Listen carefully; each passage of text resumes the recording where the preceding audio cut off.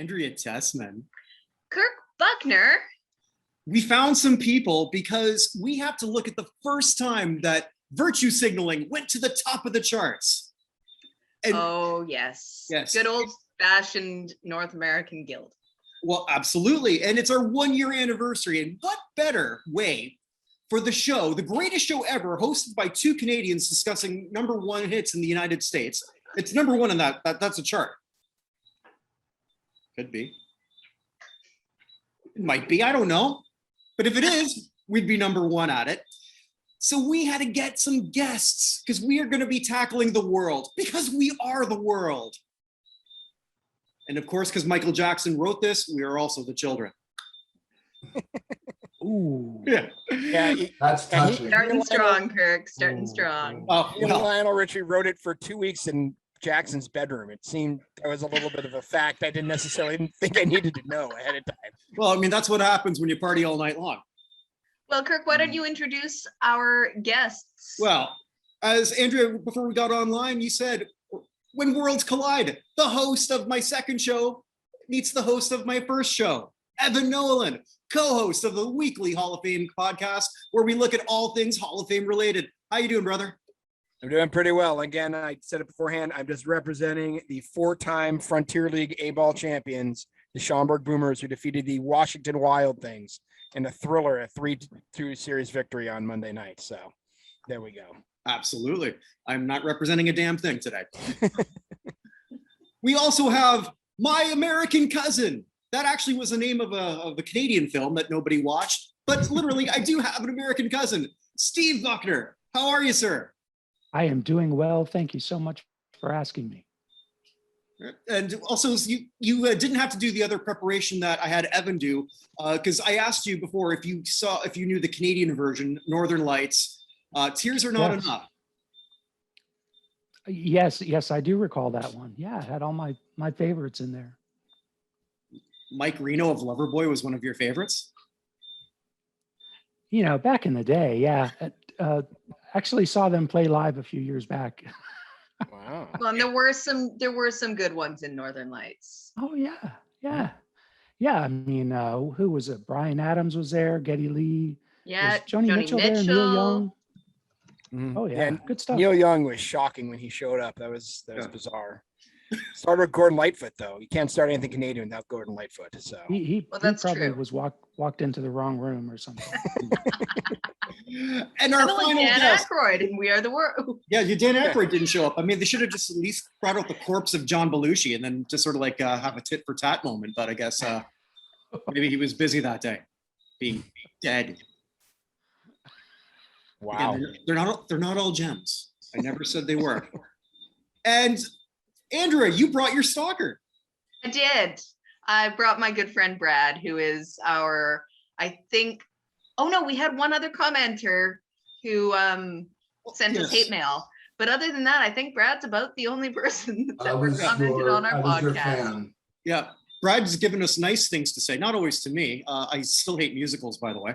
But yeah, so yes, you know, I do. I don't know what to tell you.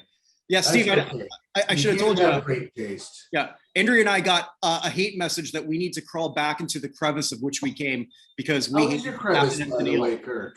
Oh, pardon me? I said, how is your crevice? It wasn't my crevice that I came from. Oh, well, how's the crevice that you came from? Well, as I sort of commented to that lady, it wasn't as smelly as I remembered, which was her mom. Oh, Wow. they're not all gems, right? No, they're not. I just thought that Canada was America's hat, not its crevice. That was weird. No. America is Canada's pants. Where does that make Florida? Never mind. Well, let's put it this way: we're bigger and we're on top. So if we were in prison, America would be our bitch. Oh wow, that's good. Man, That's I like very these deep. fighting words. This Very is deep. exciting. What does this make Mexico? The shoes? Chancla. Nice. So, Zapatos. so I guess how did we get here? How did this song come about? Because the British beat everyone to it, essentially. Yeah. Also a terrible and even more condescending song. This is where you and I, Andrea, have the big disagreement. I love Feed the World. That's why I wasn't asked for any of these, because I can't sing, as I just proved right there. I love it, and it's also, you hear it every Christmas. So Do They Know It's Christmas is the worst Christmas song ever, or at least it's in the top 3. Along with Wham. With Wham! Last Christmas, at least you can play Whamageddon with it. There are no such redeeming qualities for Do They Know It's Christmas. I do have to say, Christmas, it can be blamed for spawning this song. I do have to say, at least Do They Know It Christmas is not the Christmas Shoes, which is the actual single worst Christmas song of all time. Oh, you know what? Yeah, that probably is. Which one? Like my mother's dying of cancer. Can I buy these shoes for her? As a Christmas song is pretty freaking Christmas shoes. It's I think that wins. Yeah. But Do They Know It's Christmas is so condescending of like the only reason that the Africans are like not doing well is because they don't have snow. And if they don't have snow, Santa can't come. I think they're not implying that. They're just saying they don't have cable. Africa this Christmas. Yeah, well, maybe it's because they don't care. You know, it's kind of hard to give a shit about Santa when you're starving. It's in the immortal words of Bono, tonight, thank God it's them instead of you. Yeah. Bono didn't mean that what literally. A horrible line. Bono was saying, like, hey, get off your ass. Like, he was talking about white privilege before we knew that was a thing. And yes, apparently we all have it. And Bono is pretty much the whitest of us. Brad, you are the whitest of us. That's guilty. Wow, that's usually me. Let's go. Yeah, no, he's whiter than you. But you're whiter than me, Andrea. I mean, only in complexion. Man, does this involve for shit. So Steve, all right, let's go back to the song that we're supposed to be talking about. All right, so anyway, they get this idea. Now, here's something I didn't know. This was Harry Belafonte's idea. And he didn't even get a line in the song. This is all his idea, and he doesn't even get a line. No, I mean it's he was in the chorus though. Yeah, with Dan Aykroyd. Yeah, in the back. Dan Aykroyd. He was looking for the men's room. Dan Aykroyd, that's his joke, but he actually talked to he was looking for a business manager. Yeah. And so he spoke to one of his talent agent who suggested that he show up for this. Now he's coming off of Blues Brothers, so he's got a little bit of cred, and they brought him in. So there he is in the chorus, young Dan Aykroyd. So what I really like is that Huey Lewis was supposed to be in the chorus. Prince was supposed to be a featured artist. Prince went, fuck this shit, I'm too cool for this. Went out partying. Yeah. And Huey Lewis got promoted. Why the fuck Huey Lewis? Why not Harry Belafonte? Yeah. There's two reasons or rumors why Prince wasn't there. One of them is that because Geldof called him a creep, and so he wouldn't show up. And the other one was that this is just after the AMAs. And so just after the AMAs, apparently Prince had to bail 2 of his bodyguards out of jail. Interesting. Yeah. Also, apparently he had a feud with Michael Jackson. I wouldn't be surprised. I couldn't really find why the two didn't law. It's probably more because Michael Jackson saw how short Prince was and mistook him for a child. You should stop the podcast. That's the best. Yeah, I can't top that. Damn. I cede the show over to you, Brad. I can't top this. Damn. I'm a lover, not a fighter. That's another one we have to do at some point, because there's no way that Paul McCartney and Michael Jackson were fighting over the same woman. That's not possible unless that woman looked like Prince. 8. Shit. If they were fighting over Diana Ross, it would have been understandable. Because Michael Jackson liked Diana Ross for a while and then just tried to look like her. We never. I feel like Barry Gordy got in the way of that one more than anything. Maybe, yeah. Okay. So I guess we should actually look at who was involved. So as I think it was you, Brad, who mentioned, or was it you, Evan? That it was Michael Jackson got tasked with writing it. Lionel Richie, but apparently, according to LaToya, so there's a great source. Michael did most of it, Of which course.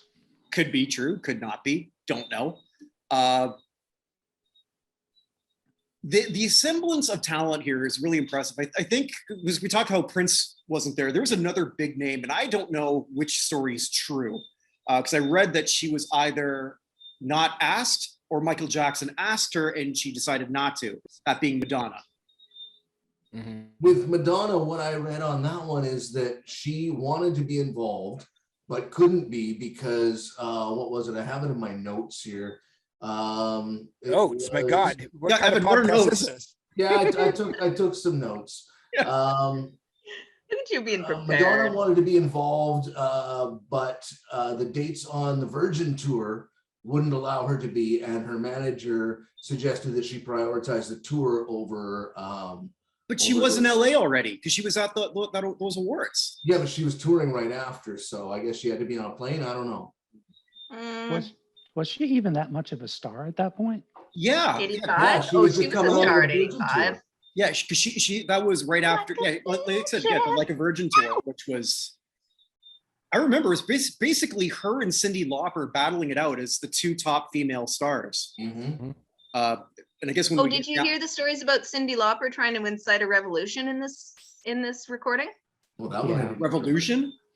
Well, no, but she was trying to stir shit up. Apparently, she had a manager go up to, I can't remember whoever, and say, "Oh, the rockers don't like this song." So they went to Springsteen and they went to Bob Dylan and they went to everyone, and they're all like, "No, this is fine. This is great. Let's do this." And then, so yeah, it was just literally her being. That's what I read as well. It was that her and I think Billy Joel, they were concerned that it just simply wasn't a really good song. And Well, they were right. Well, okay. But deep down, maybe they were worried about their credibility if they lend their hands to it. But they did it anyways. They did. Yeah. But I mean, at that point, I mean, it was cool to see, because I remember, you heard my thoughts, so I would have been 13. So my thoughts were then, well, it's so cool to see all this collection of talent, but this song blows. It was just a Pepsi commercial. Yeah. So Belafonte got the idea from, what was it, from Live Aid? Yeah. And then he and Quincy Jones put their heads together. And between Belafonte and Geldof, Geldof wasn't involved in this that much, but between him and Quincy Jones, they basically assembled the Avengers of music for that time. It was all across, it's not any particular genre, because there's rock, there's pop, there's the stars that are fading and some stars that are just coming up into their own. But they also, some of the fading stars, John Denver was apparently turned down. He was all for it, and they're like, "Nah, we got enough people." But look at Aykroyd was there. John Denver should have turned down that flight. The two best vocalists on this whole thing were Ray Charles and Stevie Wonder, and they talk that shit out.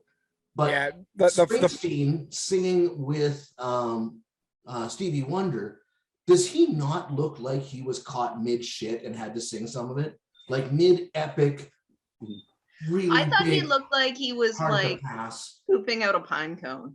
Oh yeah, it looks painful. Like whatever he's passing is not smooth. I do have to say that I enjoyed Stevie Wonder telling everyone that if they didn't get this done in one take, that he and Ray Charles were driving everybody home. Yes. Yes. I thought that was pretty good. Everybody, there was the sign at the door that says "check your egos" at the door, and there was really only one big snub throughout that whole night. Which one? Because I saw one with from Diana Ross. Was that what you saw? No, what I saw was the big one was that Al Jarreau, the jazz singer, went up to Bob Dylan and basically said, I just want to tell you in my own stupid way, I love you. He was just expressing a lot of respect for Bob Dylan kind of thing. Bob Dylan didn't make eye contact and walked away. How many times can a man turn his head and pretend that he just doesn't see? Well, the answer, my friend, is blowing in the wind. The answer, my friend, is how many jazz singers are going to try and talk to me tonight? I think well, Bob apologized though, and he called him up and he says, like, I'm really worried about your feelings. So, like, how do you feel? There, now you got a gem. Now you got. So Kirk, what was the snub you heard? Diana Ross? Oh no, it wasn't even that big. It was just she was the only one with a bit of a diva moment, because at the end of the video when they're doing the chorus, apparently they shot that first from what I read. So she was the only one upset about where she was placed in the chorus. So they moved her to the front. But at the same time, I also read that she was also the one person who wanted to make sure the crew were fed. Oh, that's good. So that's considering you're doing a charity for famine, it kind of makes sense to make sure the crew's fed. They're not Ethiopians, are they? Who cares? You never know. Never know. Well, apparently they did have two Ethiopian women there at the end of the night who talked to them and told them how great they were. They did. But like, who brought them? Quincy Jones, didn't it? Was it Quincy? Was it? It was Quincy, or it was? I'll double check. No, I think it was Quincy. Yeah, with this crew, they represent, and they said like thank you, and they probably just said, well, you can take all the leftovers. I guess you need it. Well, we'll get you a Dewaggy bag. Yeah. No, Stevie Wonder brought them actually. Okay, there we go. Well, maybe so. Stevie Wonder brought them, and maybe it was actually two Nordic women, and no one had they didn't want us to tell Steve. He's like, no, it's possible. I'm just saying. All right, so I gotta say though, like, all jokes aside, this song made like, well, they say 60 million, but then looking at ongoing residuals, they're like $100 million that actually USA for Africa actually went to aid. Yeah, and USA for Africa is still an ongoing charity that is actually doing. Yeah, I didn't even know that until I was doing the research for that. So I mean, like, yes, you're right, Andrea. All jokes aside, this did exactly what it set out to do. And for all the crappy songs we talk about, none of them have ever done good. This is actually doing good in the world. So I guess we should look at the lineup of just who these people were. Oh yeah. And I've had a question that I brought you ahead of time. Like, of all the people, particularly who sang the soloists, like, it was interesting going through who got to sing and who didn't. Like, who was actually there were one of the people was like, how are they singing? I went and looked them up because we've never talked about them at all for our rock hall stuff. Yep. And I honestly think, and even when we're doing the rock hall revisit thing, they haven't come up at all, even though they're supposed to have at this point. They could have at this point. I really think we should talk about them as we go through. So go ahead. I find it really interesting that a lot of the headliners never actually had a number one themselves. And for all the shitting we did on Dan Aykroyd did have a number one album with the Blues Brothers. That actually did go number one. It's true. Yeah. Maybe we should look at that when we run out of stuff. How the hell did this album go to number one? Oh, the Blues Brothers, there's a reason for that. They were on a mission from God. And like me, they hated Illinois Nazis.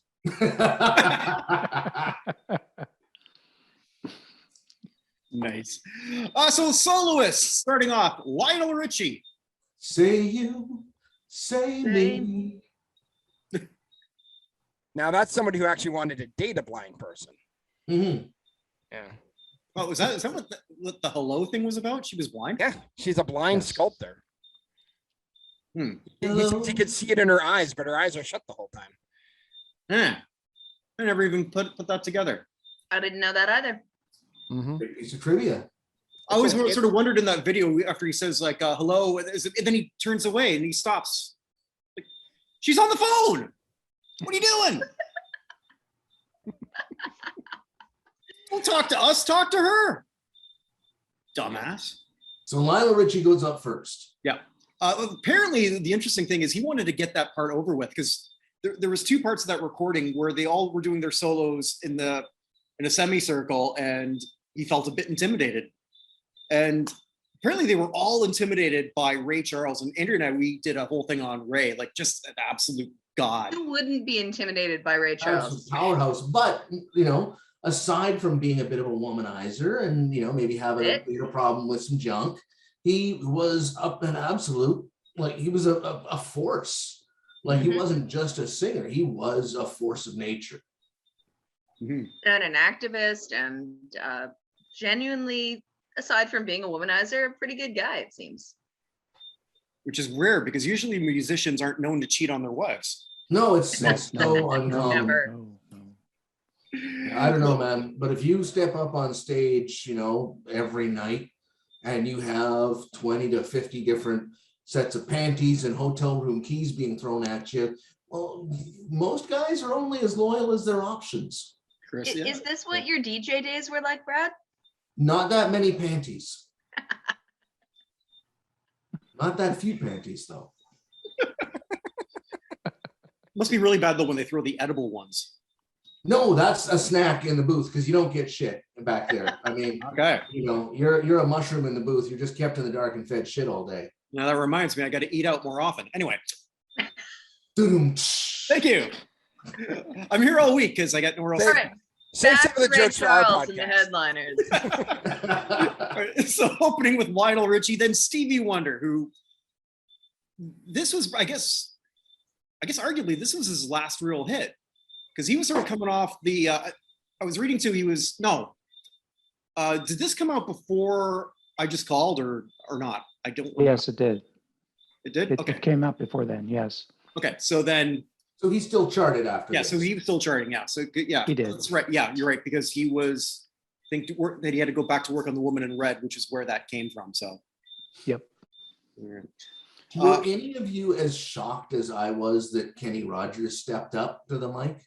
I didn't ever remember hearing Kenny Rogers as a kid listening to this, and I haven't listened to this on purpose until recently. No, I guess because I remember it. Mm-hmm. So how many of you watched this video in preparation for this? I did. Yeah, I watched it. So everybody did. Did Yeah. Kenny Rogers not look like maybe somebody was giving him a bit of a hand job under the camera angle? When he stepped up to the mic, he had this kind of ecstatic look on his face just before he started singing. And I guess someone took a picture of that and he took that to his plastic surgeon later and said, I want to look just like this. Yeah, when I start making chicken for a living, this is what I want to look like. I just thought he looked like a giant because he was next to Paul Simon. Oh yeah, well, Paul Simon's wee. I mean, that's another Michael Jackson victim. The 50 ways to leave your lover, just how to get to Michael Jackson's house. Asshole, I was just starting to say my joke on that. Okay. Well done. Anyway, back to the lineup. Yeah, which is Paul Simon, who was in the middle of nothing at this point. Yeah, that never. I didn't get that one. Of all the people who didn't fit in, he just didn't fit in. I just didn't get it. He must have got really inspired because he said, you know what, I think I'm going to check out Africa and then steal a bunch of their music. And then it worked out well for him. Did Quincy not work with Paul Simon before? I don't know. Because I'm not sure if he did or not, but I mean, knowing that, Paul Simon has gone solo, it's post Garfunkel years, and yeah, it's pre-Graceland, let's say. Yeah, but it's only a couple years pre-Graceland. Yeah, so he's in the middle of this, but he's still a relevant voice, I think, in the music industry. Yeah, I mean, we could say the same about Bob Dylan at that point too. Absolutely, still a recognizable and relevant voice. Yeah. And Bob Dylan could come on something today and still be a recognizable voice. Yeah, he's a recognizable voice. No, I know that, but again, like I said to Evan one time, I mean, like nobody cheered for the Taliban harder than Bob Dylan because the day that scandal of him broke out, the Taliban overtook Kabul. Because we've all already forgotten about the. I don't think I even heard of the Bob Dylan scandal. A woman accused him of Dylan of grooming her in the 60s. Oh. So, and it got buried. No kidding. Granted, Yeah. it's not a Cosby. It's a one circumstance that got buried, so we don't know. And it may not be true. May or may not be. It is what it is. But yes, I think that he definitely benefited from shit going down elsewhere in the world. Huge. But okay, so before that came out, he could be on any sort of fundraiser, even in this day Yep. and age, and would Mhm. still make money. He could. That was his whole shtick, was social consciousness and Mhm. just trying to bring attention to that sort of thing. So probably for that reason, he was worthy of being there. Yeah, I don't think. I think he's a brilliant writer. Mhm. Never yes. thought he should have been near a microphone, but I Agreed. get why he's on. I kind of him on this makes sense to me. Yeah, totally recognizable. You wouldn't. It would not Springsteen, replace maybe him. not. So then we had as the aforementioned Kenny Rogers, Mhm. who was one of the few. I think that's the other interesting thing we should mention. Also, when you're looking at the video of this, some of them, I guess, decided to show up in the rock and roll gear, and some didn't. Mhm. Kenny Rogers, I wonder what the hell he wore. It's like, shit, I got nothing. Okay, I'll put on that sweatshirt. like what did he have? Like a Who Farted t-shirt on underneath? I don't know. I I'm actually with pulling up right stupid. now. It says USA.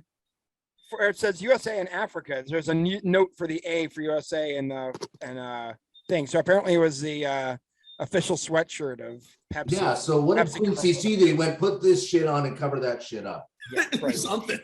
Mhm.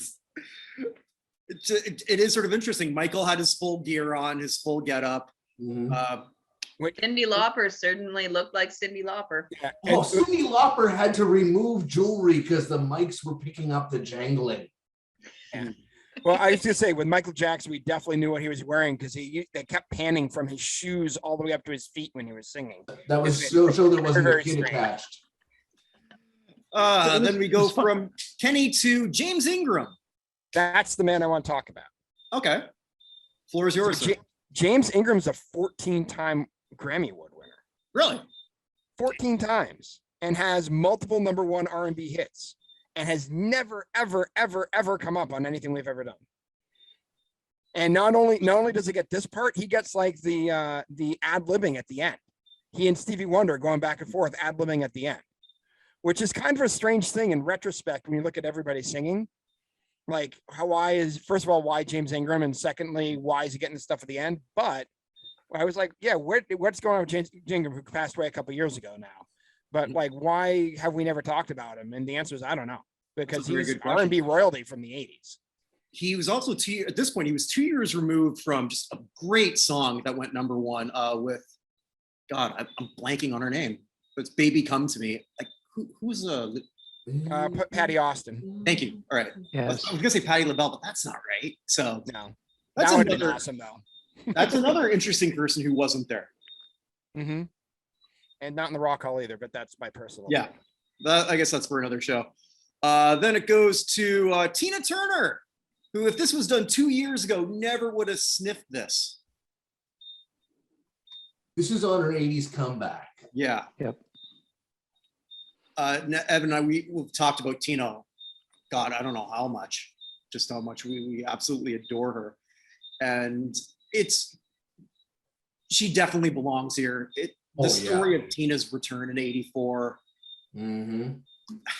The story of Tina in general, I mean, how she went from where she started to that insane amount of abuse at the hands of Ike, up until, a brief disappearance. Well, okay, a bit of a brief disappearance, and then her resurgence. Like when she came back in a big way. Like she kicked the doors open with those gorgeous legs and just strutted in.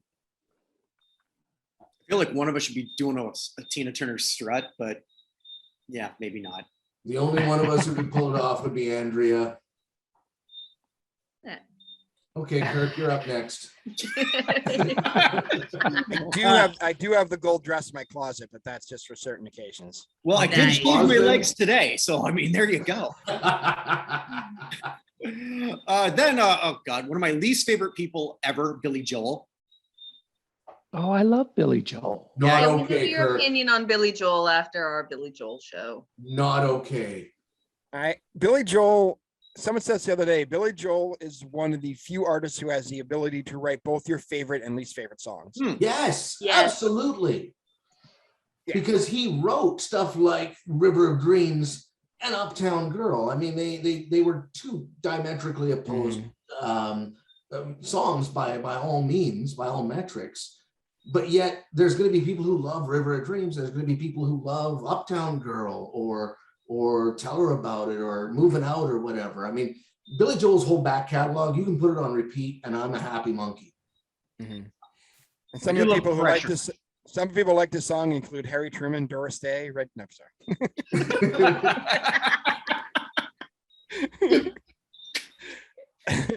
Nice. But Billy deserved to be here. He was huge at this point. Was this before or after that Uptown? That was before Uptown Girl, I think. This is right around the same time as Uptown Girl was out. That's along with I think Tell Her About It was on the same album, if I'm not mistaken. And then he had another one that was on that album that also charted, if I'm not mistaken. Yeah. So I mean, that was his 83 was the Innocent Man album. Come on, Virginia. Yeah, that's a good song. Only the Good Die Young was on that album. There we go. That's the one. Yet Billy's still And that is a alive. good song. Yeah, well. No, they're not. He's not still married to Christy Brinkley, is he? No. No. Okay. No, he's not. Okay. No, he's married to like a woman 30 years younger than him. Well, if you were Billy Joel, you could do that too. Yes. Agreed. But it seemed when they got married, it looked more like he was a nursemaid than anything else. Hey, it's a mutually beneficial arrangement. Hey, He's going to die and she's going to be rich. Yeah, he gets care and she gets money. So you're telling me to leave a tender moment alone? Sorry. Sorry. I got it all going tonight for some reason. Firing on all 8. So we get to Michael Jackson doing the chorus. I mean, he wrote it. He might as well get it. At this point. It's funny actually going down the YouTube comments and how much love there is out there still for Michael Jackson.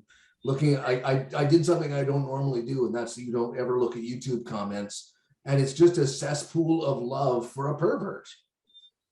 In the words of Chris Rock, Black people love Michael Jackson so much they're willing to forgive the first couple kids. Yeah. I lived in DC when he died. So DC is still very much a chocolate city.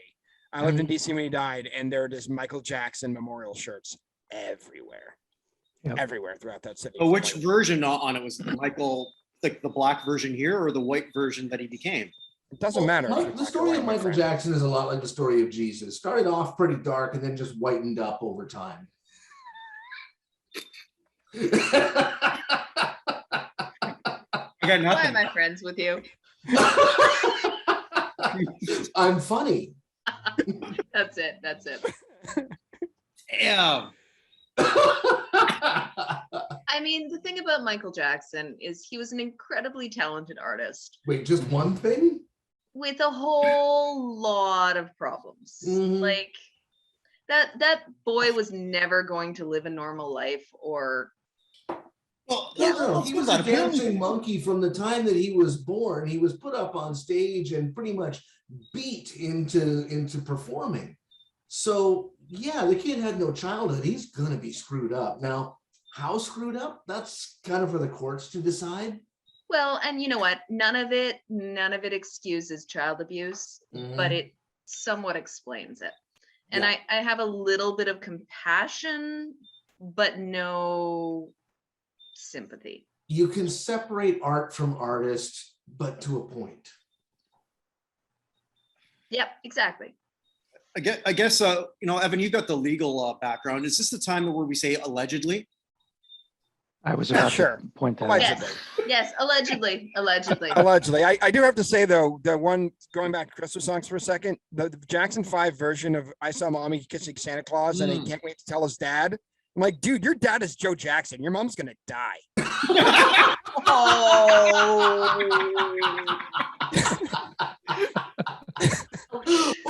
That's awesome. That's horrible, and that's accurate.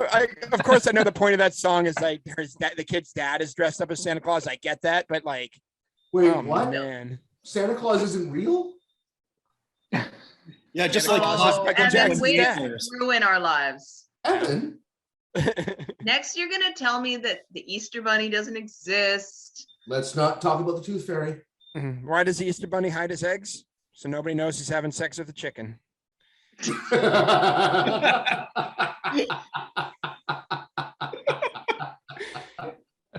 Love it. Oh my god. All right, I so think Michael Jackson, though, Jackson. no, but in these woke times, though, he would really embrace all this. Like his pronouns would be. Mhm. No, okay, It got a grin. I blew air out my nose. there you go. Moving on. Well, if I'm sure this was planned after Michael Jackson solo, you get Diana Ross. Mhm. This was pretty much her end. She had never did any really. Did she even have an album out after She this? didn't have much before this, but Quincy and Diana have got history. Of course, she's going to be in there. And still an icon. Yeah, and again, she's Oh, absolutely. She released 11 albums after this. Oh, really? Yeah, Did any of including. them chart? I will find out. Give me 1 second here.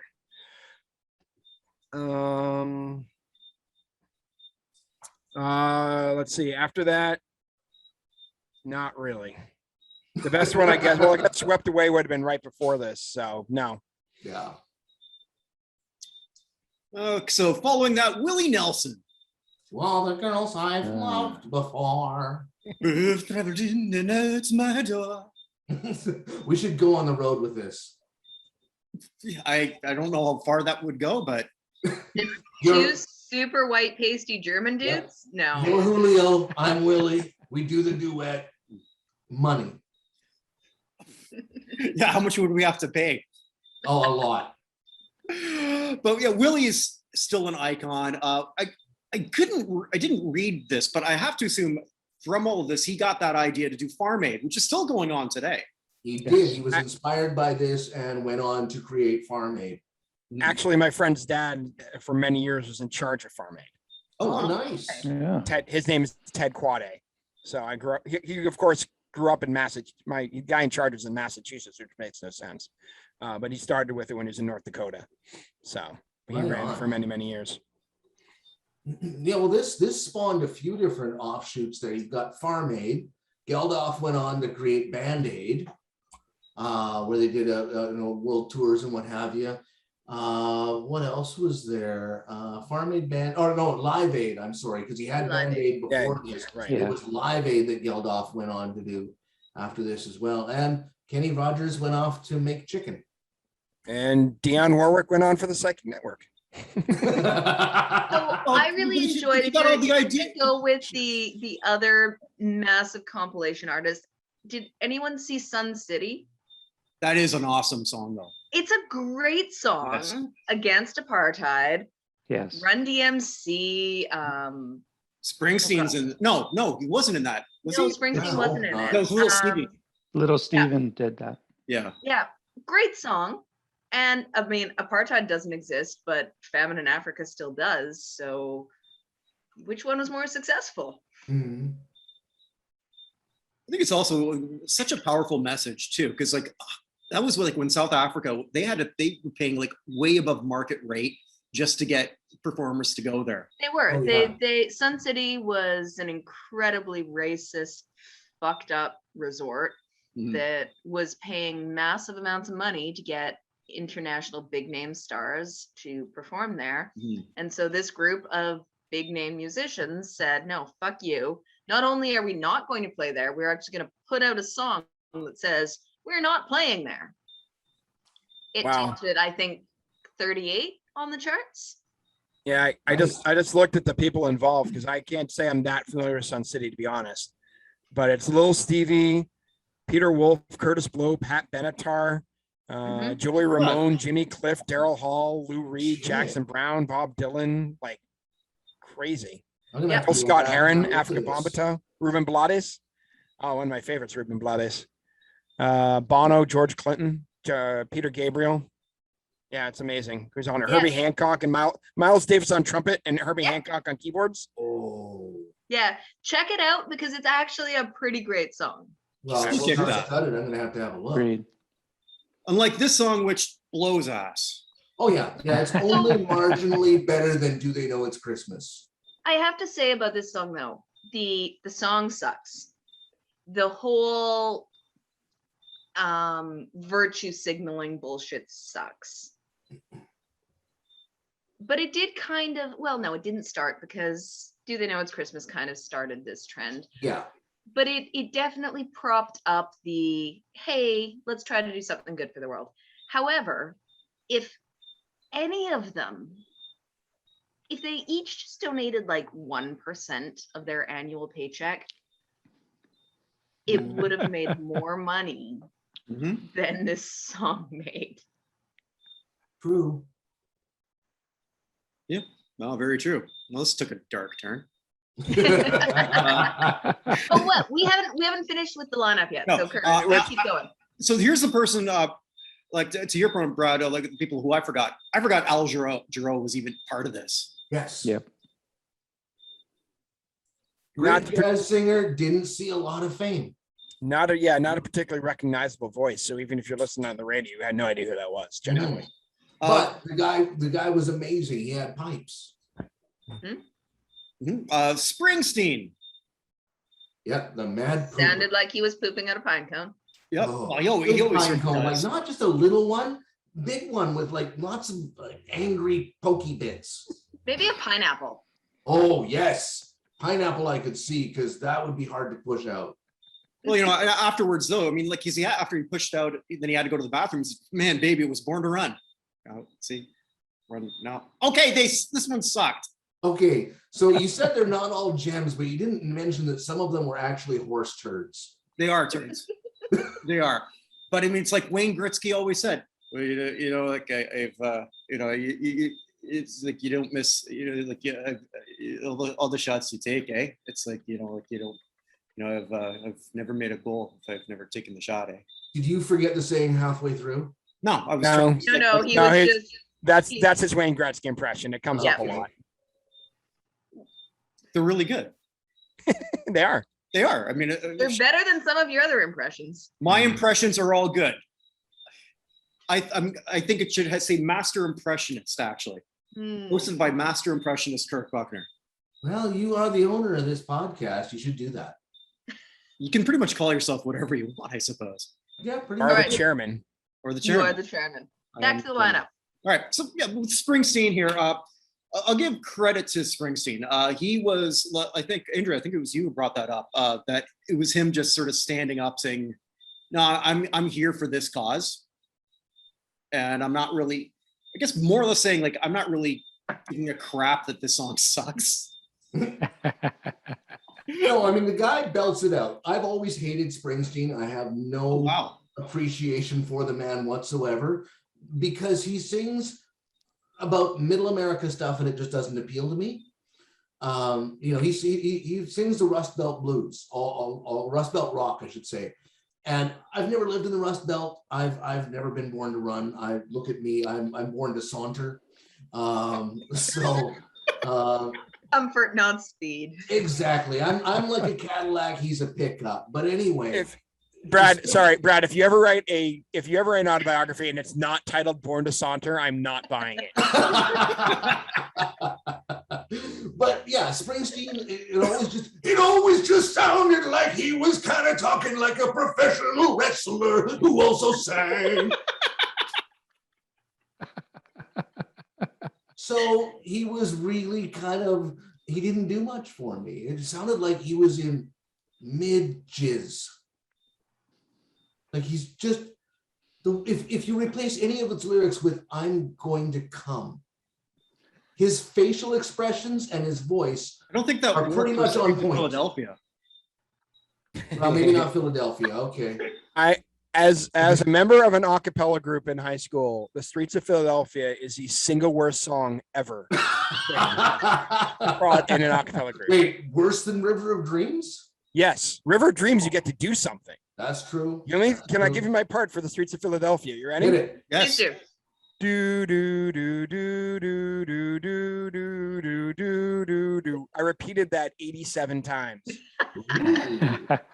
That was legitimately my entire part in that song as the first baritone. Ouch. Yeah, the worst song ever. Anyway. All right, so enough on Springsteen. Although I'll sort of close for a guy who sort of like sings about, as you sort of point, I like that Rust Belt blues. Yeah, his daughter competed in the equestrian. Oh. I think there's just something that. Now, don't get me wrong. I don't like the guy. I don't like the guy's music. I don't like the way he sings. I will give him credit for being on point with every note that he sings. Like, he's got talent. There's no two ways about it. It's just talent that doesn't land anywhere in my target. Incidentally, I could argue that Springsteen was sort of the impetus for this show. Never had a #1 hit on his own. Yeah. Really? Mm-hmm. It's true. Oh. Interesting. But the singing nun did. I still remember tuning into that and then not being able to get that out of my head for like a week. Yeah. Oh God. My grandmother used to sing that to me. A week of solid singing nun playing in the background of my head. That was just like on repeat. And for those You're of you welcome. listening, if you want to go back and hear Andrea and I talk about a nun who got kicked out because she was really a lesbian, that's another story. But moving on, Kenny Loggins, someone must have told him this was for a soundtrack, because I don't know how the hell he got here. Yeah. I saw a sign up Has he front put that out anything that Dangerous isn't a Old Bull Rider. soundtrack? Yeah, Top I'm all right. Gun. I'm all right. Some Caddyshack. Danger Footloose is Zone, from Top Gun. Footloose. Yeah, Danger Top Zone's from Gun. Top Gun. Danger Zone. Mhm. The only thing I Lana. think of with Kenny Loggins is Top Gun. Like Lana! Lana! Danger Zone. Danger Zone. I just always feel like Kenny Loggins has always looked like he's the guy who's trying to be your favorite teacher at school. Oh, that's painfully accurate. Yeah. Come on, man, your mama don't dance, and your daddy don't rock and roll. Yeah, you're absolutely right, because he's like, no, I'm still cool, fellow kids. Yeah. Yeah, that should not have been Steve Buscemi. That should have been Kenny Loggins. Yeah. Comes in on a motorcycle, but that motorcycle is still a Yamaha. So, well, we had another Steve Perry. At this point, did he leave Journey at this point? I think They were on a hiatus at the moment. I know they were between albums.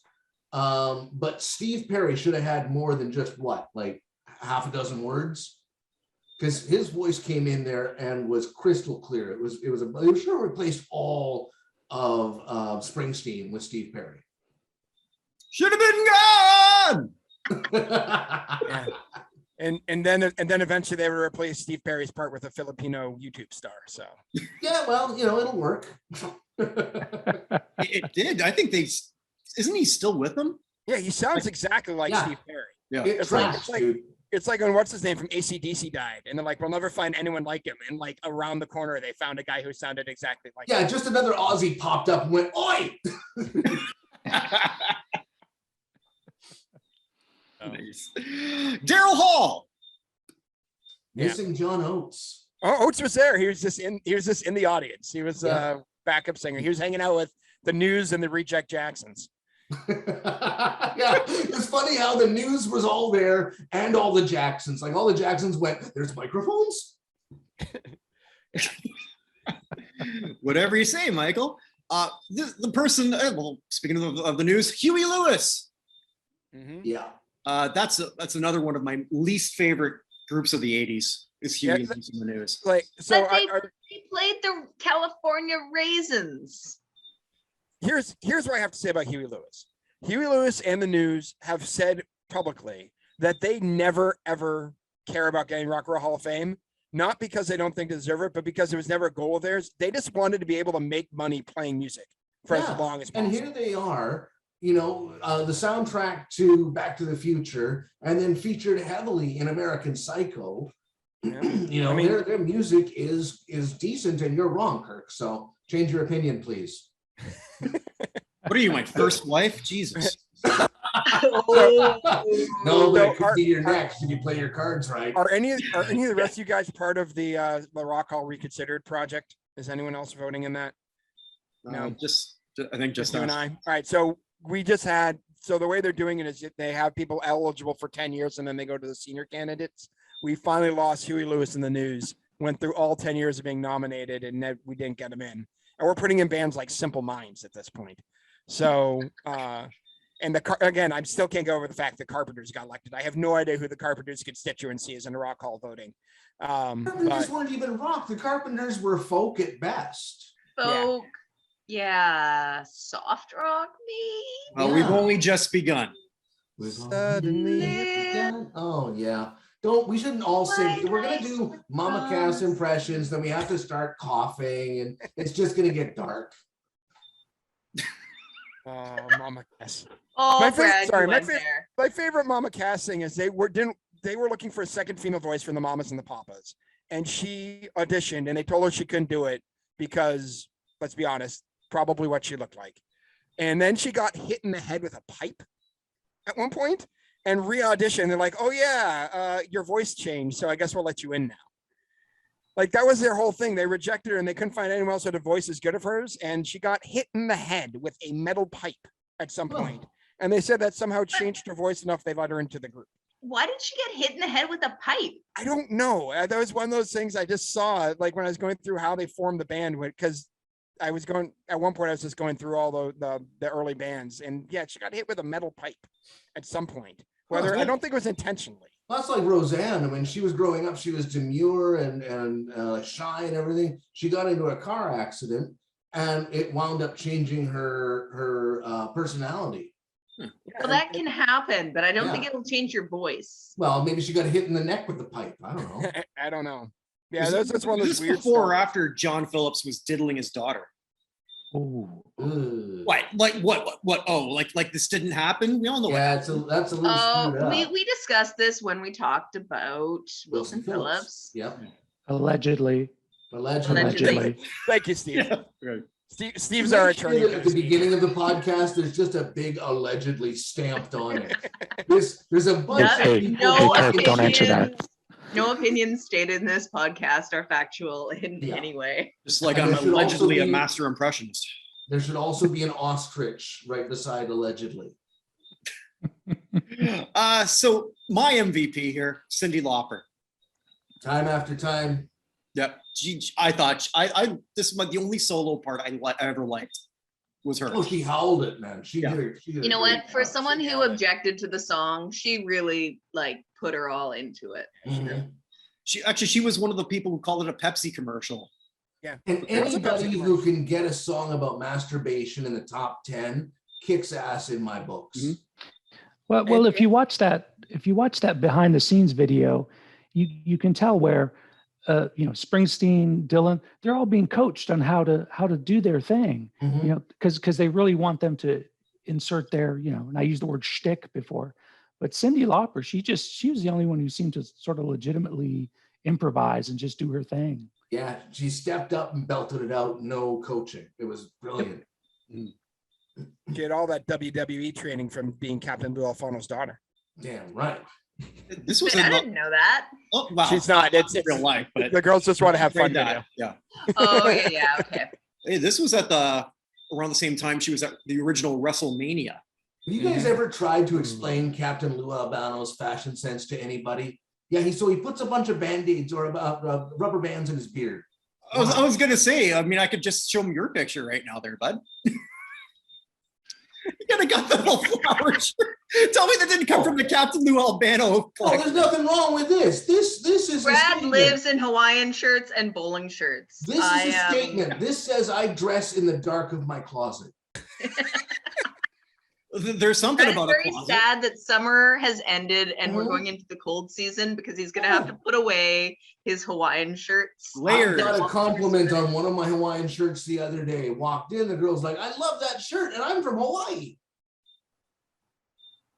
Mhm. So I'm happy about this, and you Okay. can't bring me down. Well, Can't bring me down. Down. Anyway, all right. So back to moving Cindy on. Lauper. Yeah. So moving on. Someone who was past her expiry date in many ways. Kim Carnes. Very lucky to be here. Still has a Yes. great voice. He had a great voice. Betty Davis Eyes came out about a year or two before this. I think Yes. 81. Was it that long? Yeah, 82. Betty Davis 82? Eyes. Okay. Okay. And this was pretty much it. Yeah, she didn't chart after that. No. Her next album was Barking at Airplanes. So I'm sure it was. Was that actually the name of it? that's the actual name of the Yeah, that's actual just name what of it the album. sounded like. Wow. The actual name of the album Wow. released in May of 85. So I guess coincidental with this is Barking at Airplanes. Oh my goodness. So Probably you- fired that A&R guy after and that. the biggest hit off that album, hitting number 15 on the US charts, was Crazy in the Night, in parentheses, Barking at Airplanes. What the hell is this? I know, hit number 15 on the charts, according to the Never Wrong Oracle Wikipedia. Oh, it's on Wikipedia. It's got to be true.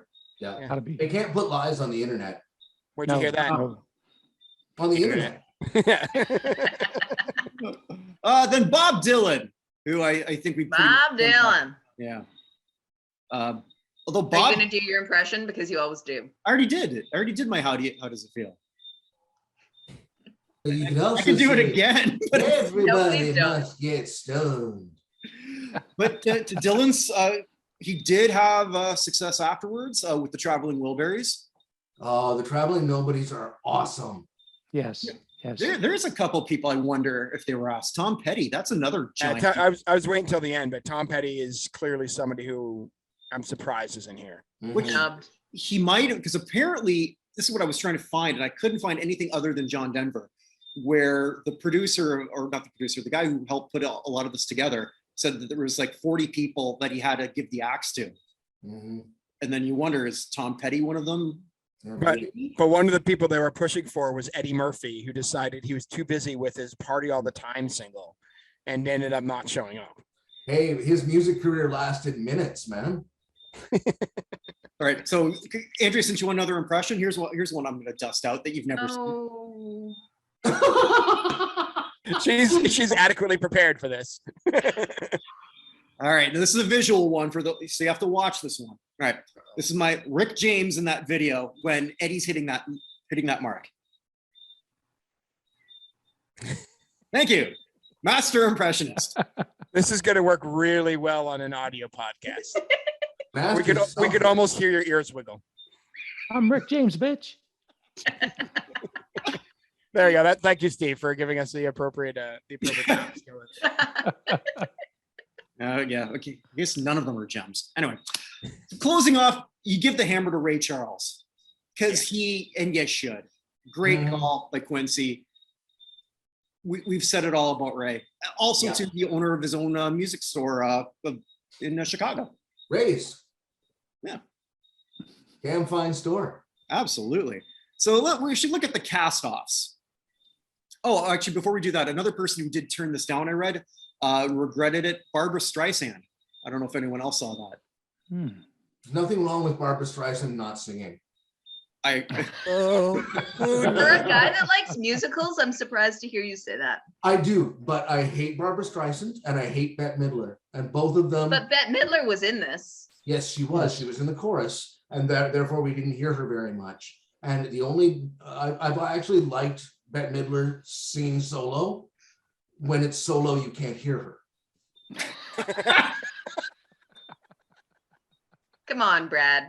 So he Did like you not the wind beneath her wings? No. We're Oh, never I hate doing that that song one. so hard. I hate that song so hard. Never doing because that one. This little I don't want to say the word that I'm thinking because It starts with a C, I'm pretty sure. it does. And anyway, Wow. she's student council Captivating. in my graduating class of 1992 out of Abbotsford, BC. and she decides that she wants Bette Midler's Wind Beneath My Wings for the class song that we march up to or whatever. And it's crap and nobody likes it and it's bullshit. And we had so many other better choices in 1992. However, she gets it because she's the pretty, pretty princess. And the whole school rushed the stage during that song and sang it out of tune and poorly. It was the only redeeming quality of that whole thing. All right, so now that we've relived your trauma, let's go back to the song. Brad, I think that should be the opening scene on the movie of your life. This is why I am this way. What Brad says is if he has to listen to Bette Midler, he'd prefer to do it from a distance. Oh, I've been waiting like 45 seconds. But Brad, don't get me wrong. I loved her in Hocus Pocus. no, great actor. He was great in that movie. But Everybody's just great in that give you an movie. idea. So I went to high school in Winchester, Massachusetts, and 1997 I graduated, and the song was "I Will Remember You," Sarah McLachlan. So that was the theme of our prom was "I Will Remember." That's her You. dead dog song now. Now it is. But the funny thing is the DJ didn't have it, so he played a country song called "I Will Not Forget You" as the final song. I won't remember you. So Evan, so that's why you married someone who looks like Sarah McLachlan then. I did marry someone who looks like my wife looks like the midpoint between Sarah McLachlan and what's her name from 50 First Dates? I can't think of it right now. Drew Barrymore? Drew Barrymore. No, I can see Russia from my house. Yeah. So Drew between Drew Barrymore and Sarah McLachlan to get the midpoint, that's basically what my wife looks like. So she's a hot wife. Yeah. I think so. Way to pull that one off. How'd you trick her? I knew a lot about Burkina Faso, but that's a whole nother story. So, Which you can listen to on the Hall of Fame show. Episode something. This did come up. I married the Asian girl from the new Star Wars reboot. Be good, be good. You gotta be good. Sounds like her a lot, actually. Anyway. Yeah, it actually does. All right, back to we're Chorus. talking about Ray Charles. Chorus. Yeah, well, I mean, we've already said it. I mean, Charles. Do a whole show on Ray Charles. And we did. We actually have. I said you could do a whole anyway. So the chorus, Dan Aykroyd, we've already sort of discussed, who was there in a fluke. You got to imagine though, all the people who got turned down. So that like we only know that of John Denver officially, but they had to be looking like, you've got to be fucking kidding me. Oh yeah, how many people were standing outside the windows going, "What the actual fuck"? Harry Belafonte, who, well, I mean, he did put it together. I mean, I know a lot of Canadians were confusing him with Justin Trudeau, but Wow, I admit the amount that you cannot let that go. I really appreciate it. I'm committed to my craft. You are. Hating Justin Trudeau, Hey, we just spent $650 million on an election to put us exactly where we were before the election. Exactly. We just had people spend like $58 million to find out that Biden won by more in Arizona than I thought he did. Yeah. And now, no, I don't want that recount. And now Maricopa County has to buy brand new voting machines and spend $3 million on it because they destroyed them in the process. Nice. Yeah. Lindsey Buckingham, who was one of the first people who agreed to be a part of it, got nothing. Yep. Except the chorus. Who's Lindsey Buckingham? I don't. Fleetwood Mac. Fleetwood Mac. Yeah. Yeah. He's great. He is. I'm surprised they didn't cause the whole group to break up. She wasn't Yoko. Yeah, true. Oh, can you imagine how awesome this song would have been if they would have gotten Yoko? It could have only made it better to have this jabbering weasel in the background. Okay. For those who haven't seen it, just YouTube Yoko Ono, Chuck Berry. Oh man, the look even on his better, face. Listen to our podcast about Chuck Berry. That's true. Yes, where we covered My Ding-a-ling. Yeah. I actually got to tell somebody, hey, what are you doing tonight? Well, I'm talking about My Ding-a-ling. Yes, but The also look on his YouTube face. Chuck Berry and Yoko Ono because it's priceless. When Yoko starts screeching and he's just like, You married that? Yeah, and then they just turn off the mic. Oh yeah. That's another. Isn't that other interesting? Like, who got the worst wife, John Lennon or Paul McCartney? John Lennon. Which version of Paul McCartney? Oh, the original or the replica? Yeah, the original or the replica. So I had the Beatles one album in because my son's all of a sudden very into the Beatles. He's 6, and so we were listening to to Come Together, and he looked at me. He's like, "What is this song about?" And I'm like, "The dumbest conspiracy of our time." That Paul McCartney was dead, and that they replaced him with an identical clone for reasons known to nobody, and that he's been secretly living a life as somebody who he's not for the last 60 whatever years. Okay, so we've got members of the news. Yes, 5 of them. The news. We're coming into this. Did you know how many members of the news there were? No. 5, 6, 6. 12. I don't know. I didn't. If you asked me how many, if there are more Jacksons or members of the news, I would not have known. There was 4 Jacksons and I think 3 No, or there were 4 5 Jacksons. The Jackson 5 Well, there's Yeah, no, 6, including Michael. who were at the There was a replacement Jackson. involved. Yeah. No, because Michael, Jackson, Latoya, Marlon, Randy, and Tito were all there. Oh, they were all there. Okay. Yeah, all 6 of them. What was Okay. Tito doing? Like, what was Randy Jackson doing? Nobody knows or cares. Latoya, Jesus Christ. Yeah, she tried, man. You got to give her an A for effort and a D for everything else. Oh, you're being generous with that D. Well, E for effort. Perfect. Sheila E., one of my early crushes. Who is that? Sheila E. She wants to live the glamorous life. That was terrible. But That was good. I liked it. It was actually That bad. was- That's one of your better songs. Yeah. If I would have closed my eyes, I would have thought she was right there. She well, was I making should have it, like, had the drumsticks going too. But yeah. Should have. she was making it riding on the Prince coattails. Yeah, well, she was Prince's drummer for a while there. But With she- the new, She Right. was talented though. not New But- Power Generation. It was before that. Well, What was I think Prince's band Prince called? produced a lot of her early stuff. Mhm. And they had a hit together with the Love Bazaar in '85. Yes, Yes. that was totally Oh. his song. Yep. So if Prince can't get there, I guess you need Sheila E. And she did helm the house band for the Magic Hour. Oh, really? Yeah. Wow. Bob Geldof, and we should take a real deep dive here because apparently he got upset during everything that was going on when a lavish buffet was spread out for everyone, and he sort of lost his shit, saying, like this is about Africa, and apparently all the food was given. They didn't actually buy it, but still, it is sort of an interesting thing. Maybe I don't know what they were being served, but if they were having like filet mignon and they're singing about world famine. Yeah, well, what do you want to serve? Like day old rice crackers and some margarine? And canned beans. Well, and canned beans, you think? Isn't that getting a little extravagant? That's a little bit too much like caviar. Well, I remember reading an interview with Phil Collins, and he was like, really, was it necessary? The champagne, the laminated pass, couldn't they have given that money to the famine relief instead of being that Yeah, but extravagant? then look at what they did. So Phil Collins can pretty much blow it out his ass. He was just sad that he wasn't in the studio. Wow, good. Oh. I don't know. What is this Whatever. studio? Does anyone know what that is? Susudio, that was the girl's name.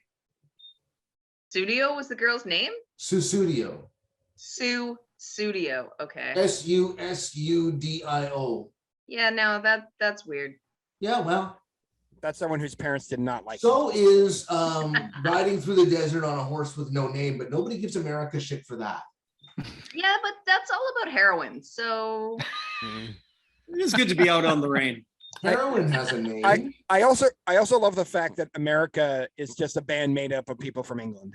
That's actually one of my favorite things. And they sound like the worst Canadian singer ever to grace Canada's pages, other than maybe Chad Kroger, but probably not.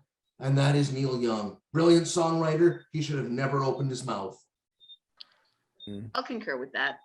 I also will agree with the hate on for Chad Kroeger, but he's not a terrible singer. No, he's got more talent than Neil Young, because Neil Young, all he is sad Tiny Tim.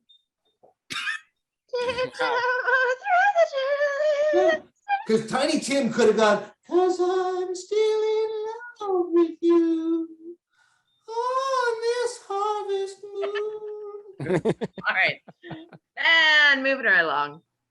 One more thing on Chad Kroeger. Have to. So I guess did he have a kid with Avril Lavigne? I don't know. I stopped reading. I thought she was with the skater boy. No, she said, "See you later, boy." Oh, that's Can you right. imagine what you want to imagine? She who's was the with worst Chad singer of all Kroeger, but I time? don't think they had a child. Okay. The worst singer of all time would have been whatever those two spawned. I think Avril basically just had something in her mouth. Not in her hands. No, that's another Nickelback song. We were doing the game. Come on. The Jacksons, Jackie, Latoya, Marlon, Randy, Tito. Where was Rebby? I think in the back, maybe doing blow in the bathroom. What about Larry, Curly, and Mo? They're all dead at this point. Jackson? Miss Jackson, if you're nasty, was not here. No. I thought Miss Jackson, I am for real. Never meant to make your daughter cry. I apologized 1,000 times. Now, here's my favorite one to talk about. Not seen in the video because he took off. Waylon Jennings. Yes. Here's a sentence that is not often going to be said about Waylon Jennings. The Olivia de Havilland of this group. Let me explain. Okay. Yeah, please, I'm lost here on this one. Let me take you back to the year 1939. Picture this. Sicily, 1939. So 1939, I brought this up on our podcast before, the 1939 Oscars. So Gone with the Wind is the big movie. The best supporting actress nod goes to Hattie McDaniel, the first African-American person ever to win an Oscar. She thought she was going to win for her role as Melanie in Gone with the Wind and stormed out of the room because Black people were getting something. And basically Sam Meyer's wife it was a small ballroom. There was like in a kitchen, like off the area. She ran to the kitchen, said, "I will tell my husband to fire you and blackball you from Hollywood if you don't get back in there and applaud." Waylon Jennings, as soon as he found out there's going to be Swahili in a song to help Africa, stormed out of the room. Oh, geez. And it wasn't even real Swahili. It was something they made up. Well, no. They never did Apparently, do it. they were going to use Swahili, and then they didn't. And then they went with like a "for the world, for the children, for us all, for the children." So again, he used the word allegedly. So he said, or something like that. No good old boy's gonna sing Swahili. Oh, geez. Yeah. Which he wasn't meaning no harm, but he wasn't singing no Swahili either. Yeah, well done.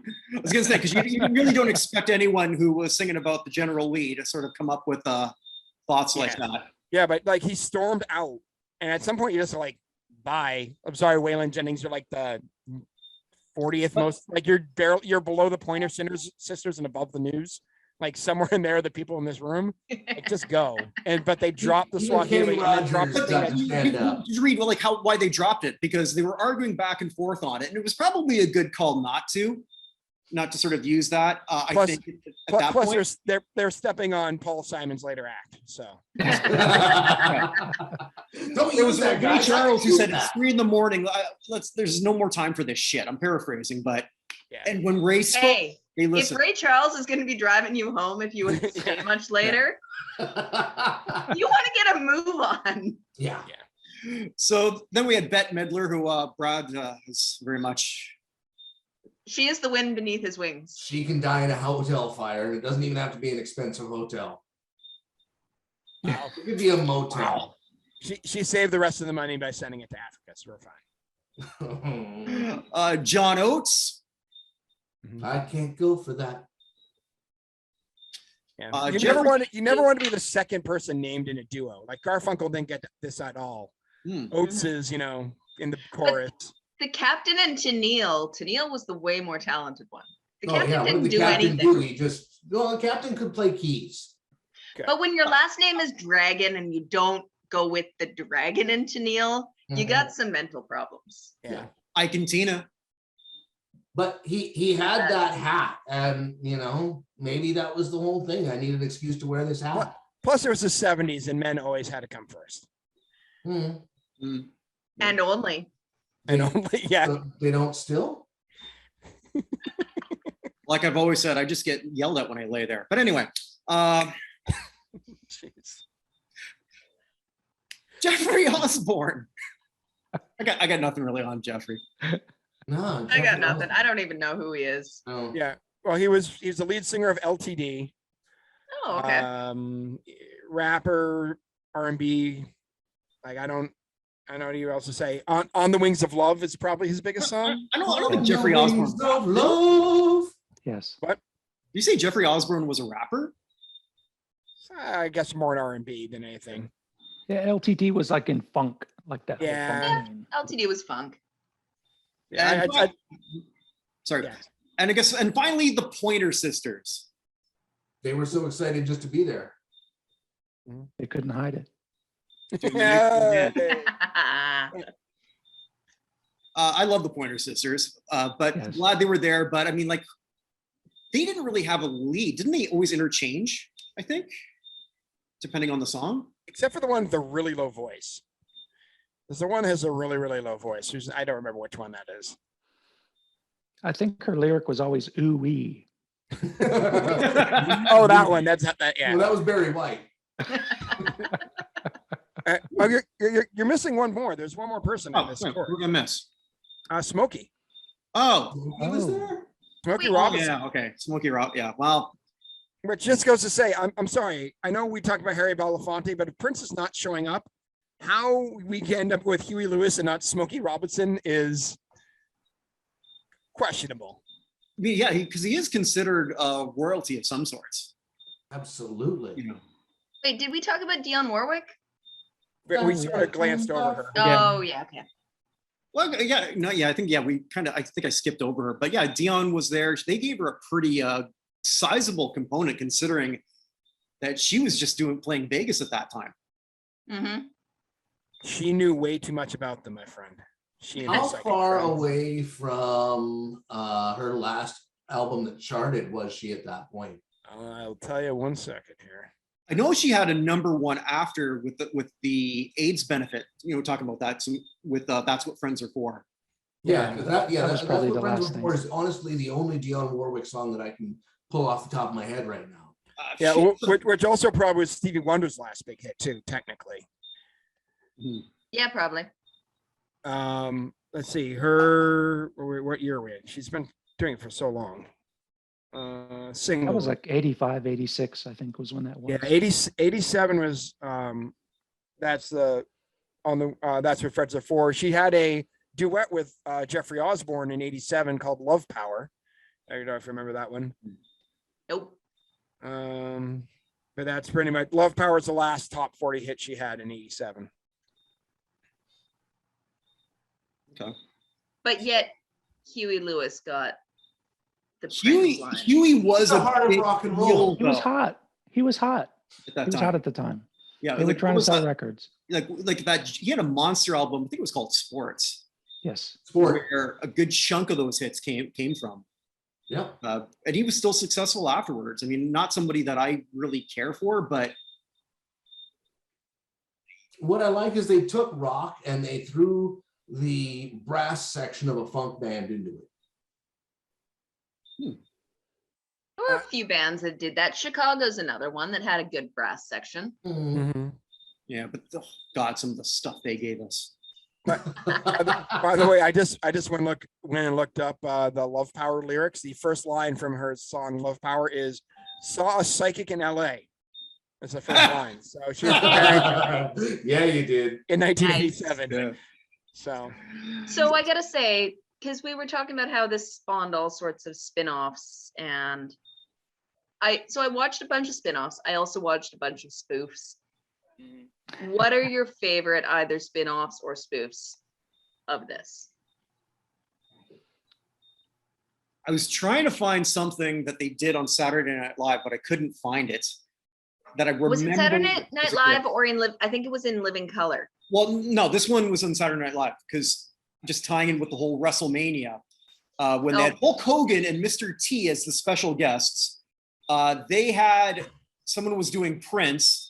Billy Crystal was playing Prince, and they were the two bodyguards. Yeah, and then every time someone tried to sing with them, Hulk Hogan and Mr. T just threw him away. Yeah. Only because I was trying to find it, I couldn't find it. That's my answer for that one. The In Living Color one was pretty good too, where it was like save our careers. And they were just dressed up as all of the original cast for the most part, except Yoko was there. And someone's like, how'd you get here? And she's like, same way Dan Aykroyd got here. Somebody wasn't watching the back door. So my favorite spoof though was the I'm fucking back Ben Affleck. How is that a spoof on We Are the World? Oh, because it's literally like the group. There's a ton of celebrities, probably more with #1 hits than in the original, singing like. Okay, I just didn't see like the correlation between it, but yeah, I'm fucking Ben Affleck is brilliant, and then I'm fucking Matt Damon. But yeah, no, it's no, I'm fucking Matt Damon was before I'm fucking Right, and then Ben Affleck was the, yeah. But yeah, no, they did the full-on chorus of celebrities. Let's explore this. I think it'd be safer to fuck Matt Damon first. Matt Damon. Before Ben Affleck? I mean, I'm just going for the whole J-Lo thing. Because like I don't know. I think Ben might be a little rough and might want to have sex with you in an uncomfortable place. Like the backseat of a Volkswagen? No, that's the one, Evan. Yeah. You got it. It was sitting there. I just had to hit it off the tee. Yep, exactly. I think Justin Trudeau as someone who has met Ben Affleck in a bar. Yep. He's taller than I thought he was. I will say that. Yeah. And he was very interested in my friend's girlfriend. He was buying her drinks at a bar. I think Matt Damon would be more gentle and in tune with me as a lover. And I think the fact that Matt Damon married someone who's not famous and has just been married to her and happy for all this time is probably, Yeah. I'd say it would be harder to fuck Matt Damon than it would be to fuck Ben Affleck. Yeah, probably. But once you're in there, you know, he's going to be gentle. He's going to be tender. He's going to care about you and your feelings. He might even buy you a zoo. He might. He bought his whole pretend family a zoo. Yeah. And again, I just lay there. So Tears Are Not Enough we brought up earlier. Oh, yeah. So that came out. So the USA for Africa thing came out in like January. Mm-hmm. And then the Tears Are Not Enough, or it was recorded in January. Tears Are Not Enough was recorded in February, but I think it actually came out first. I don't remember. Because We Are the World was recorded January 28th of 85 and released on March 7th. And Tears Are Not Enough was released was recorded February 10th and released on March 1st. So it actually who headed up Tears Are Not Enough? Wow. David Foster, I think. Was it Foster at the helm on that one? Well, I'm going to look that up now. If it's Canadian, it should be. It was Bruce Allen. It was Bruce Allen. All right, well, it might as well be. David Foster wrote the song. Okay. Along with Jim Valance, Brian Adams, Rachel, that's too many vowels in a row, Pyment, P-A-I-E-M-E-N-T, Paul Hyde, and Bob Rock, which is the only rock associated with that song. Yeah, it's true. I mean, Bruce Allen has represented pretty much every Canadian rocker in the Also, history he of should Canadian never rock. speak in public. He's a bit of a douche canoe. Yeah. And I have to say, their chorus members include both John Candy and Eugene Levy. Oh, so we're just gonna get the whole SNL crowd in there because It's all Catherine the O'Hara, Canadians. too. Canadians. nice. And Catherine O'Hara as well. Take off, eh? Yeah, but yeah, so I watched that video multiple times, and granted, as an American, and granted the quality wasn't the best that I saw on YouTube, but like I got Gordon Lightfoot right away. I'm still not sure what a Burton Cummings is. Yes, you do. Neither are we. And I've seen him live. There's not much to do in Canada, so if somebody says Burton Cummings is coming, you go ahead and you go. Yeah, so the list of like the solo vocalists in that one are in order: Gordon Lightfoot, Burton Cummings, Anne Murray, Joni Mitchell, someone named Dan Hill. Sometimes when we touch. Oh, that's Yeah. that guy. Right. Oh, okay. It's good stuff. The honesty's too much. Neil Young in his best "I am in the witness protection program" but still Neil Young outfit. Oh, Brian No, Adams, no. Corey Hart, Bruce Cockburn, Geddy Lee, who I was very Coburn. excited to see. Coburn. Coburn. Coburn. Coburn, I'm sorry. It sounds Coburn? like less like I've an been STD mispronounced that if my you say whole it. life. Yeah, if you Yes, say it it's- Coburn, Bruce it sounds Coburn. less like an STD. But so he has two silent letters in a row in that name. Yes. And it's a C and a K. Well, if you had that last name, wouldn't you? Fair enough. Geddy Lee, of course, I was very excited to see. And then Mhm. I'm afraid now, is it Mike Reno? Is it Mike Renault? Mike Reno. Reno. Mike Reno? Okay. It's not the French name. No. Well, there was one point Reno. people started singing in French there. Well, that's because it's Canadian. Yeah. There's It people named wasn't actually Bernie French, it's Kelly just Vo, some made-up Robert, language. So Robert 1985, that was our only version of diversity. Plus, if you didn't have someone singing in French in every song when playing Quebec. That's pretty much about it. Opal's here. Yeah, Opal's being obnoxious. She won't come on the camera though, just her nose. Mhm. Oh, here's another name in the chorus. Paul Schaefer. Oh Oh, yeah, Paul yeah. Schaefer's fantastic though, He is. He's a good guy. and also a very talented musician. Mm-hmm.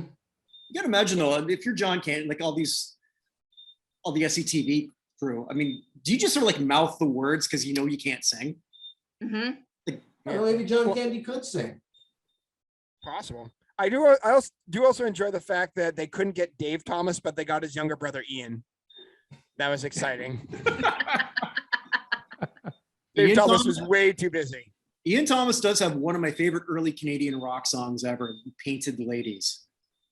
Did they get Lawrence Gowan in there? That was his song? Yeah, Wow. It's a good I think that song. was his only big hit. Probably, yeah. Lawrence Gowan. No, wasn't Gowan? Didn't Gowan have his hits after? No, I don't know, but I just remember I back in the day I used to work for a radio station in Prince George, which is about the middle north of BC. It is the belly button of No, British it's Columbia. the armpit. It's not. It's not on either one side enough to be the armpit. Well, It's the belly okay, button. It's so like a belly stinky button- belly button. Yeah, it's not the asshole, but you can smell it from there. Anyway, I'm working up there. I'm working at this little small market radio station, and I literally on my first day I played preset list, and I've got Lawrence Gowan right after it was Britney Spears, "Hit Me One More Time."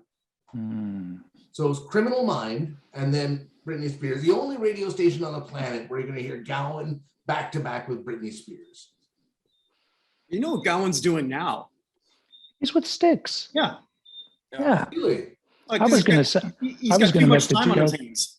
no. Yeah. I have to say, when people ask me what type of music I like, I say I like every type of music that you could sing to, and it's not Styx. And there's nothing. Oh, come on. Renegade? That's a great song. Time out. Renegade is the one exception. Mhm. Mr. Renegade is a Otto? fantastic song. Everything else I have ever done. I live in Chicago. I can't believe they haven't thrown me out yet. Because I mean, this is Styx's hometown. Too but much God. time on my hands? It's the Tommy Shaw songs that are the best. I'd That, agree. that band. Dennis Comes- Steve Young is like they should use the same bullet on him as Peter Cetera. Just line them both up. But then who's going to do it for the glory of love? I don't know, but I am a man who will fight for that honor to shoot them in the head. There's a commercial a few years ago where there was an older African American gentleman who's trying to teach a younger guy how to woo the women. And the guy's walking through his apartment. He goes, "You got a lot of Peter Cetera. Do you like Peter Cetera?" He goes, "No, but the ladies like Peter Cetera. So I like Peter Cetera." Well, Steve, you'll like this one. So my brother Hans, and yeah, I know him with my last name Buchner, and no, thank God we weren't named Franz. Yes. Hmm.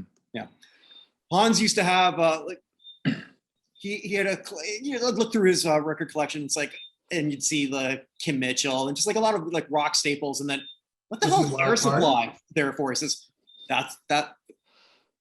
Why do you think? And I'm a kid. I don't know. Yeah, Kirk, you never got that though. Air Supply? No, just the reason for Air Supply. Well, I was lost in love and I didn't know much. I didn't get that back then. It's not something I understood. It's where you put that 8-track in the player in the car and you lean the seats back. And it's So shall we paradise by get the back dashboard. to the topic at hand? I think our topic's done. This song, I think we should sort of mention, did not survive the test Nor of should it time. have. No, absolutely not. It was it's an awful song that never gets airplay, never should. But it did good work, so we got to give it that. Absolutely. It did. You've got to, of course, I was about 17 at the time it came out. I remember, do they know it's Christmas? That the spirit was in the air of just the awareness of the Ethiopian famine. And then, you had the USA for Africa right on the heels of that. So like, I ate that shit up, and I bought it all, and then it went all the way up to Live Aid, and it was crap, but it was like, it was a good crap. So it felt like a good crap with heart. With a good purpose, a good intention. I think that was the Wilson sisters' last album, Crap with Heart. Crap with heart. What I have to say though, we do have to give it a little bit of credit too, because nobody knew how to do this yet. Like this is the first steps of trying to raise money for a cause through a whole bunch of rich people not actually donating money. Yeah, nobody did an ensemble like this. Yeah, and correct. literally it was written to be very simple, easily memorable, and an earworm. Well, that was the one thing that both Michael and Lionel Richie were saying, was that they wanted to have something. They were listening to a lot of like movie scores and stuff like this, and stuff that would be, it would have a musically impactful, but something that would stick with you. Like we can all remember the Star Wars theme song and the Indiana Jones theme song and what have you. And so they wanted something that had that sense of gravitas, but also had lyrics that were easy enough to remember. Yeah. I think Bob Dylan. I think another thing to also mention too, this like won virtually everything that it could win at the Grammys, American Music Awards. It also won like a best group video for the MTV. Like how does that win? No others? Yeah. I mean, it was a shitty video, but I mean, like, Kirk, this is how you and I would have the #1 podcast of two Canadians talking about American music. This is a very good point. So you guys like American music? No, but we talk about it like every week. Music. Yeah. I like So American just to give you some perspective. So this was the 6th song to go #1 on the Billboard charts in 1985. Just to give you a quick rundown of how things were going before that. The first part of the year was Like a Virgin, was #1 for basically all of January. The first weeks of February, we had Foreigners, I Want to Know What Love Is. We had Careless Whisper for next 3, leading us into March. Can't Fight This Feeling by REO Speedwagon for most of March.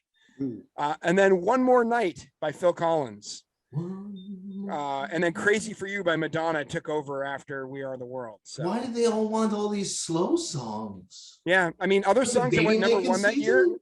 Other songs that went #1 that year included Sissa Studio by Phil Collins, and the theme song to Miami Vice. So it wasn't just the fashion that sucked around this time. Everything sucked. Yeah. I mean, the other, like, you're talking slow songs: "Say You, Say Me," "Broken Wings." The worst #1 song I will say of all time. Have you guys done "We Built the City" yet by Starship? Not yet. We're saving that. That is maybe the worst song. Hear me out on this one here, and this is why this song gets so much hate. I was introduced to Starship as Starship. I didn't know them as Jefferson Airplane previously. So I was introduced to Starship at the same time I was introduced to the Beastie Boys. I had both their cassettes, I loved it. It was brilliant. I had no idea about what had happened pre-Starship when they were Jefferson Airplane, and no idea where they came out of the psychedelic experience into bubblegum pop. So from my perspective, Starship was pretty good because I had no pre-existing notions of them. Grace Slick has actually apologized for this. I'm not. He has. Like, that's actually true. But I guess I guess we can close off. Andrea, you know what I got for you next week? I wait with bated breath. Okay. Helen Reddy and I Am Woman. Oh, okay. All right. The Australian power ballad, or power women's power movement. I don't know. She's Australian. Well, there we go. I That's didn't all I even got. know that. Yeah, she's She is. Australian. She's part Aborigine too, I believe. Helen Reddy. Is like, But like, we like will for learn real, or like all about Elizabeth this. Warren part Aboriginal? Hold on, let me find this out. I may be completely making this up. You're but I gonna do think their she was. research for them? That's cheating. Yeah, she was Australian, born in Melbourne. I thought she was, but we'll find. You guys can look that up, but she's definitely Australian. Huh. So Well, I look Am at that. Woman. yeah, passed away last year. Helen Reddy standing by. Family. Okay. Well, I would like to thank our auspicious guests this week for a very entertaining time. Well, what do you want, Andrea? I don't think any of us here are auspicious. Could you use that word in a Just sentence, suspicious. Suspicious, yes. That word you're saying, I do not think it means what you think it means. Thank you all for listening. Check out all the other great shows that we have on the NotInHallOfFame.com network. Wow, I guess I have a network of stuff. Look at that. Who knew? Mom, I finally made it. And as we always close off, stay safe, everybody. Bye.